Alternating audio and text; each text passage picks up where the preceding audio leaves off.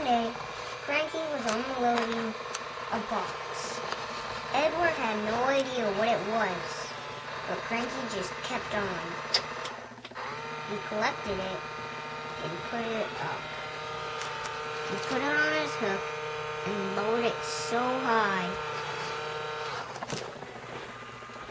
Edward had no idea what to do. So Cranky turned and turned and turned. But then, there was no more space for Edward.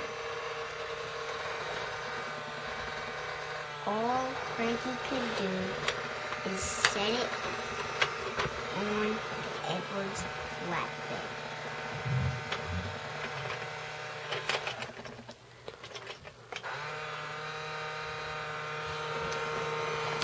Cranky lowered his hook up and up and up. Soon, Cranky was almost all done. Cranky was all done and turned and turned and turned until he saw Thomas. Edward, what is in that box? Cranky shook a little bit. And then Cranky said, I can't tell you, Thomas. It's something a surprise. But then Cranky remembered what it was. He made something so secret, it was so funny. Bostro had heard about it too. So Cranky lowered his crane down so quiet. He lowered it,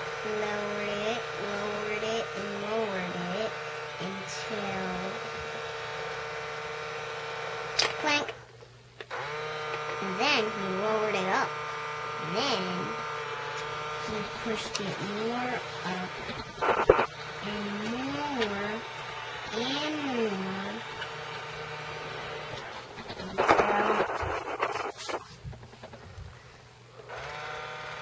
bang, bang, bang. It had got on to Bostro. Bostro carefully and quietly zoomed away.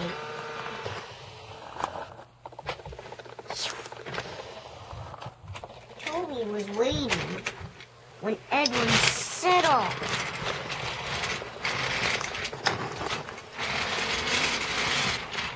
Edward stopped at a junction. He waited and waited and waited. When Cranky unlowered a new shape for Toby.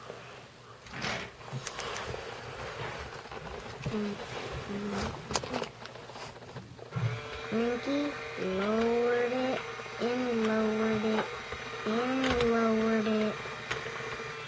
There was hooks on the sides because that's where the new shed was supposed to be on. They had to hold it there until Toby came backwards. Soon, Toby did come backwards. Then, they turned it to lock. Well, Cranky kept his hook on to the main shed and kept it there until, come on,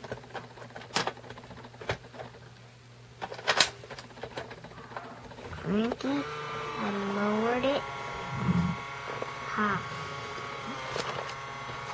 Then, Grenadus was stuck on the top of the bridge. Uh-oh, he said. Cranky turned around. He So Edward's staying at the signal, Thomas staying at the station, and almost he saw Linnaeus stuck on the top of the bridge. Oh dear, he said, Cranky said. He turned back to the sentence center and put the crate down. He needed to get the crate to Linnaeus. Toby puffed out, and then Cranky lowered it high. Toby gasped. So that's how Cranky lowers it. Yep, Toby, that's what I do. Soon, it was almost there. The crate was going as slow. Cranky was going as slow as he could. Hurry up, Slowpoke, he said. Linnaeus said. I'll take as long as I like, Cranky said crossly. Soon, Cranky had lowered the crate. The breakdown train had lowered him off of the top of the bridge and put Linnaeus in the crate. Cranky was almost ready. Cranky was now ready. Cranky lowered and lowered up, more and more. Then, Cranky turned while he was lowering it up. Now, Cranky was going as slower. He was going slow as a car ran out of gas. Now, Cranky was not a really useful crane at all. He was so slow.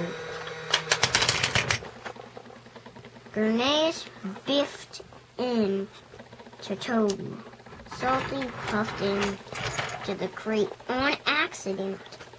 Then, Cranky lowered it once and for all up. Then, he turned and turned and turned and turned until he lowered it off. Then when Thomas set off.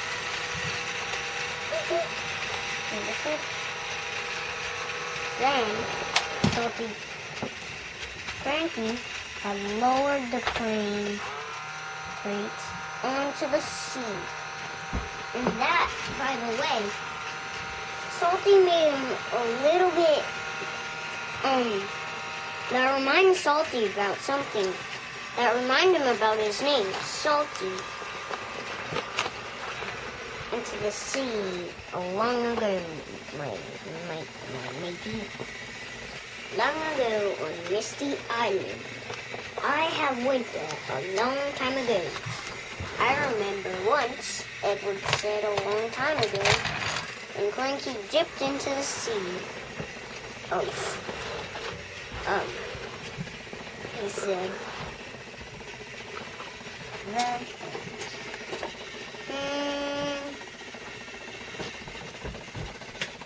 Come on, Thomas, why do you keep doing that? The